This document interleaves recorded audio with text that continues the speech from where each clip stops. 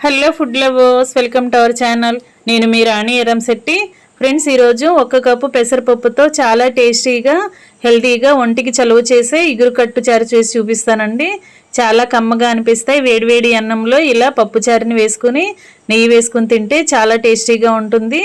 ఆ ప్రాసెస్ అంతా చూపిస్తాను. వీడియోని మధ్య మధ్యలో స్కిప్ చేయకుండా చూడండి. ఇంకా స్టార్ట్ చేద్దాం. ఒక గిన్నె నిండా పెసరపప్పు తీసుకోండి. దానిని ఒక గిన్నెలో వేసుకుని బాగా కడుక్కోండి. 2-3 సార్లు వాటర్తో బాగా కడుక్కోండి. ఈ వాటర్ అన్నీ కూడా తీసేసుకోండి. ఇప్పుడు ఉడకటానికి తగినన్ని వాటర్ పోసుకోండి. దీనిలో కొంచెం కరివేపాకు వేసుకుని మూత పెట్టుకుని గిన్నెను కుక్కర్లో పెట్టుకుని 4-5 విజిల్స్ వచ్చే వరకు ఉడికించుకోండి. పప్పు బాగా ఉడికినట్లయితేనే చారుకు టేస్ట్ అనేది బాగా వస్తుందండి. బాగా ఉడికిన తర్వాత ఇలా పప్పు గుత్తితో మొత్తం కూడా మెత్తగా మెదుపుకోండి. పప్పు అంతా కూడా బాగా నలిగే వరకు మెదుపుకోండి. ఇప్పుడు ఈ పప్పు అంతా కూడా ఒక గిన్నెలో వేసుకోండి.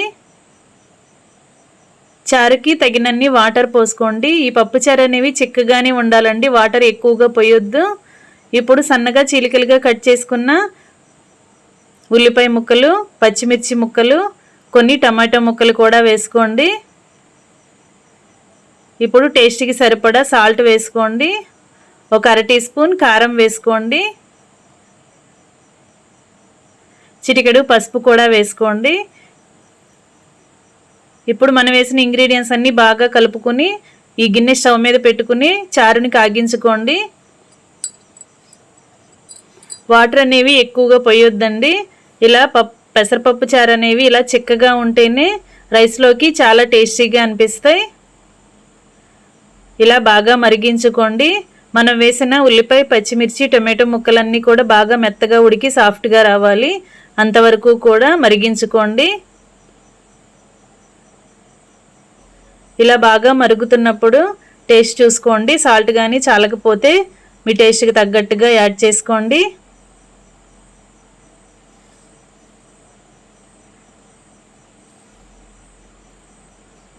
ఇలా మరుగుతున్నప్పుడు 1/2 టీ స్పూన్ జీలకర్ర పొడి వేసుకోండి.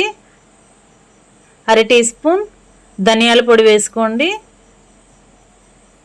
కడిగి కట్ చేసి పెట్టుకున్న కొత్తిమీర కూడా కొంచెం వేసుకోండి. ఇలా మరుగుతున్నప్పుడు మనం వేసిన జీలకర్ర పొడి, ధనియాల పొడి ఆ ఫ్లేవర్ అనేది చారులోకి బాగా దిగుతుందండి. ఒకసారి టేస్ట్ చూడండి.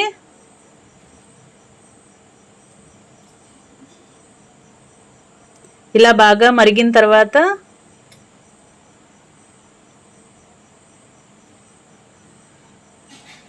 ఒక టేబుల్ స్పూన్ బటర్ వేసుకోండి. వెన్న వేసుకోండి. వెన్న ప్లేస్లో నెయ్యి కూడా వేసుకోవచ్చండి. పెసరపప్పు చారుకి వెన్న వేసుకుంటే ఆ కమ్మదనం అనేది చాలా బాగుంటుందండి, టేస్టీగా అనిపిస్తాయి. ఇప్పుడు బాగా మరిగిన తర్వాత చారు గిన్నె పక్కన పెట్టేసుకొని వేరొక గిన్నె పెట్టుకోండి. 1 టేబుల్ స్పూన్ ఆయిల్ వేసుకొని 1 టేబుల్ స్పూన్ నెయ్యి వేసుకోండి. నెయ్యితోనే ఈ పప్పు చారు అనేది తాళింపు పెట్టుకోవాలండి. పోపు పెట్టుకుంటే పెసరపప్పుకి నెయ్యి టేస్ట్ బాగా తెలుస్తుంది, కమ్మగా అనిపిస్తాయి.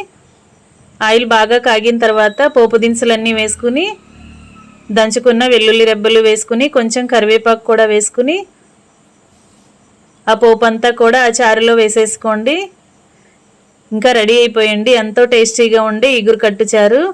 మీకు వీడియో నచ్చినట్లయితే లైక్ చేసి మీరు కూడా కుక్ చేయండి.